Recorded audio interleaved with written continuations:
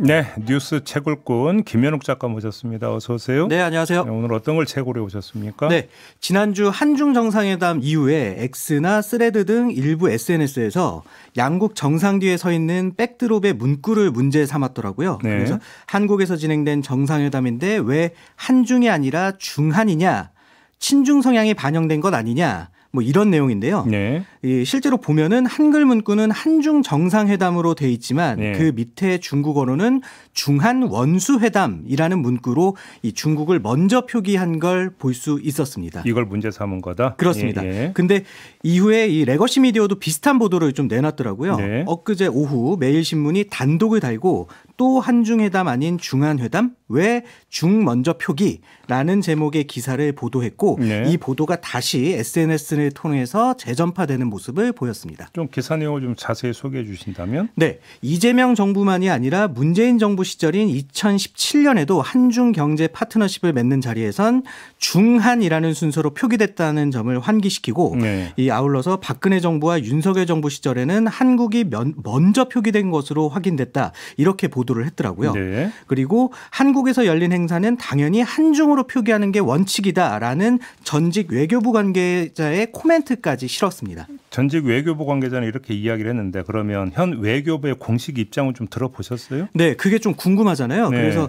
외교부 대변인실에 제가 직접 문의를 좀 해봤거든요. 네네. 네, 한국에서는 반드시 한중으로만 표기해야 된다는 원칙은 없고 한중 정상 간의 상호 방문 시 전례에 따라 한국어 표기의 경우에는 한중 그리고 중국어 표기의 경우에는 중한 순서로 표기한 것이다. 이런 입장을 저한테 얘기하시더라고요. 그럼 혹시 과거 사례들을 한번 좀 찾아보셨어요? 네, 하나씩 좀 뒤져봤는데요. 네. 이 박근혜 정부 때인 지난 2014년 시진핑 주석이 국빈 자격으로 방한했을 때 네. 이 한중 경제통상 협력 포럼이라는 행사에 참여했는데 네. 이때 행사 백드롭 문구를 보면 한글로는 한중 경제 통상 협력 포럼 이렇게 되어 있고요. 네. 중국어로는 중국 한국 경무 합작 논담 중고 한거 징마오 허쪼 룬탄. 오, 중국어도 오시네. 네, 이게 방송 때문에 별걸 다 하는데 이렇게 돼 있는 걸 확인할 수 있습니다. 예. 박근혜 정부 때 중한 표기가 없었다는 매일신문 보도는 사실과 달랐던 셈인데요. 네. 그래요. 근데 매일신문 보도를 보면 한미 정상회담 백드롭엔 영문 표기에서도 한국을 뜻한 ROK가 먼저 나오고 그 뒤에 미국을 뜻한 US가 뒤에 나오지 않느냐.